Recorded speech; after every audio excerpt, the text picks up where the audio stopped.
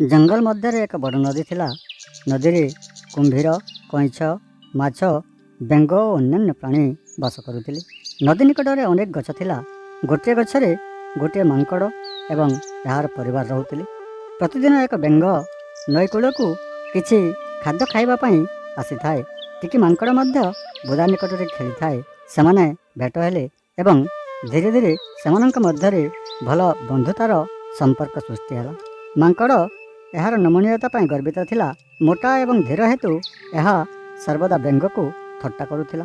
बेंग ए विषय रे खराब अनुभव कला। दिने बेंग मांकड़ को पचारिला जे से मध्य मांकड़ परी पतला एवं नमनीय होई पारे कि। मांकड़टी कहिला जे बेंग बहुत खाए एवं सोई थाए, तेणु तार शरीर पई उपयुक्त व्यायाम करुनाही। मांकड़ बेंग को कम खाइबा को एवं अधिक चलिबा को कहिला। दुखी बेंग मांकड़ को विश्वास करी यार निर्देश पालन करने को लगिला। धीरे धीरे बेंग दुर्बल होई असुस्थ हो गला। बेंगर माँ ताको मूषा डाक्टर को पाखक नहीं गले। डाक्टर कहले जे उपयुक्त खाद्य न खाइबारु बेंग छुआ असुस्थ हेबार कारण। तापरे बेंग कहिला जे से मांकड़ परी नमनीय हेबाकु चाहुची।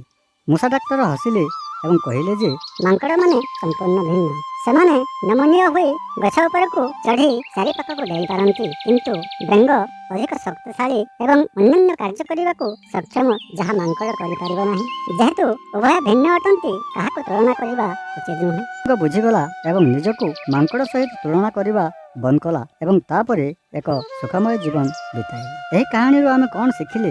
दुईटी भिन्न माप केबे तुलना करा जाई परिबो नाही। आमे प्रत्येक निज निज पद्धति रे अतुलनीय। केतेक कारणरू आमे अन्य माननकठू आकर्षणीय होई परिबा। आमे सेमानंक प्रतिभा पई काहाको पसंद करि परिबा, किंतु एपरि प्रतिभा नथिबारु निजको दायी करिबा ठीक नुहे। एहा परिवर्ते आमे सेमानंक प्रशंसा करिबा एवं हमर निज प्रतिभा उपरे कार्य करबा उचित। अधिकांश निजे हेबा अत्यंत गुरुत्वपूर्ण।